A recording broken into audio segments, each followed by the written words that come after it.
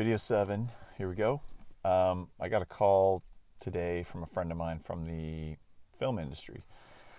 And she was just wanted to have a conversation. She'd watched the other videos and she said, and I get this question a lot from my network and my friends and people I meet, like, what is it that you do? I mean, you've worked with all these people and you've done amazing stuff, but what is it you do? How do you do what you do? How are you of service to people? Why do they hire you? And I get this question a lot, and whether I'm at a dinner party or a soiree, or I get introduced to somebody in some industry and they're asking me, like, what do you do? It's always a little bit of a different answer because the answer is kind of tailored to what industry someone works in, what their role is in that industry, and how do I make my experiences relatable and understandable for them in what they're doing. And part of it is, I've been blessed enough to work in big tech, $200 billion tech company. I've been blessed enough to work in biomedical for a cardiologist and be his innovation director. So having to go through design procedures and R&D and efficacy tests and FDA approvals, understanding the medical side of things, not perfectly and deeply and innately as far as procedurally, but professionally enough that I understand there's a whole framework of things that need to be gone through. The glucose monitor that I'm working on with Apple with SM24, do we just do something that's commercial that doesn't require FDA approval so we can get into the hands of end users under one auspice or umbrella, or do we take another more medical, robust way? And so human performance in the sports industry, Kanye, the entertainment industry, even working with Gwyneth Paltrow and understanding Goop and her center of excellence and having, monthly meetings with her about just paths for success, So I guess, part of it is when we talk about problem solving, whiteboarding, innovative solutions, it's about me coming to the table, you downloading into me, and I joke often that I'm like a chat GPT. If you upload chat GPT into chat GPT, what a problem is, a story you want edited, whatever it is, it spits out an aggregation of insights based on what you've put into it and what you're asking to get out of it. And success with a LLM, a learning language model, is based on what you put into it and what you need out of it. And I'm similar in that way professionally.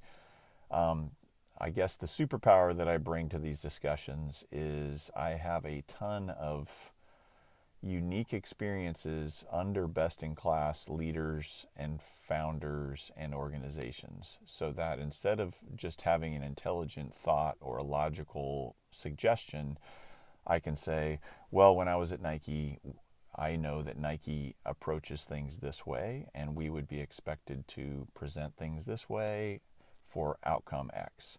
Or if I'm sitting at a table with Apple Innovation, I can reference things in similar order. If I was working with, the DoD, or special operations, and a commander's coming in and saying, hey, Klahn, we need this. Who do you recommend we could do this with? And then I say, well, based on my experiences and based on, appetite for collaboration with an organization such as yours, I'd recommend A, B, and C.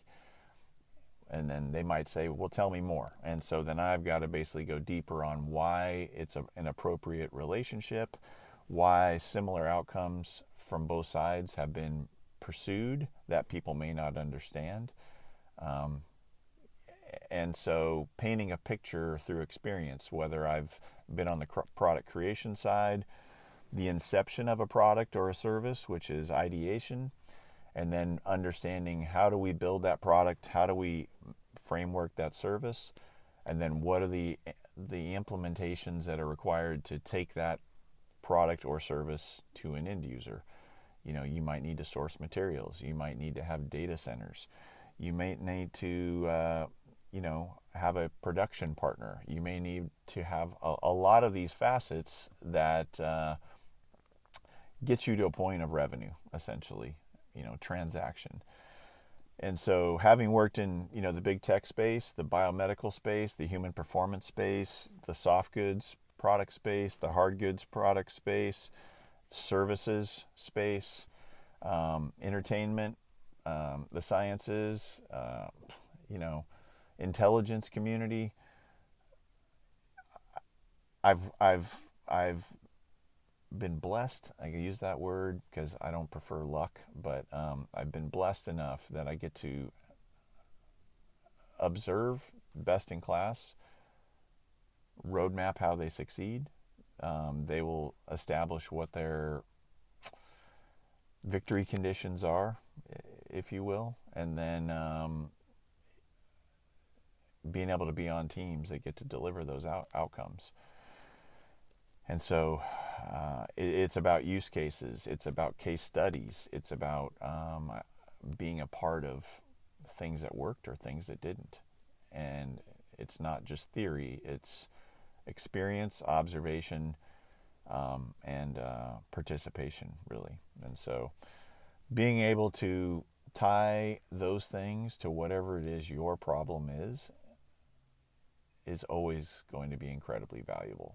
When someone can, like myself, can whoever you are that's watching this and go, man, I'm struggling with this, or we are struggling with this, and then you pull me in and I go, oh, well, I've seen this problem 3 times in 2 different organizations.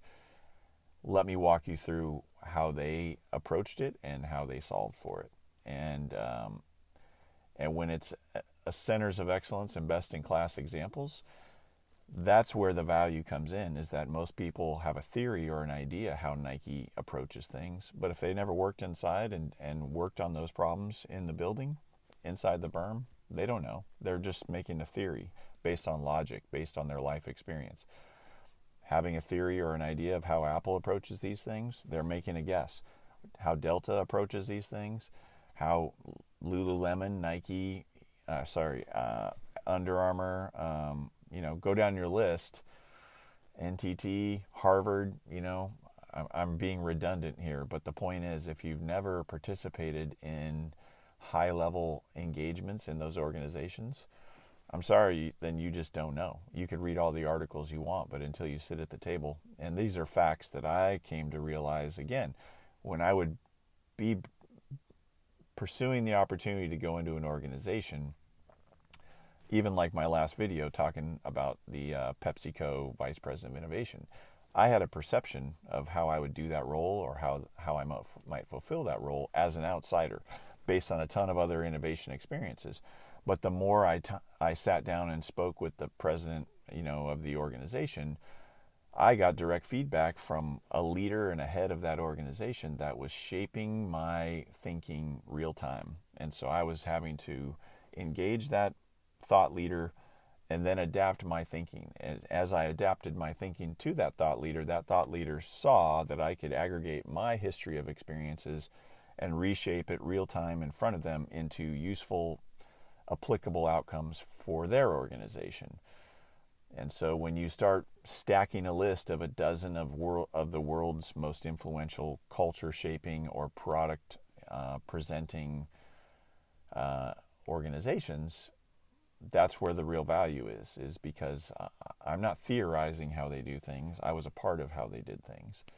And I was held to the account, or held to be accountable for successful outcomes. Anyway, that's usually the aha when someone sits down with me and we start looking at parallels around the world of high-performing organizations that are representatives of what said organization is trying to do, what said entrepreneur is trying to do, or said founder or CEO is trying to do.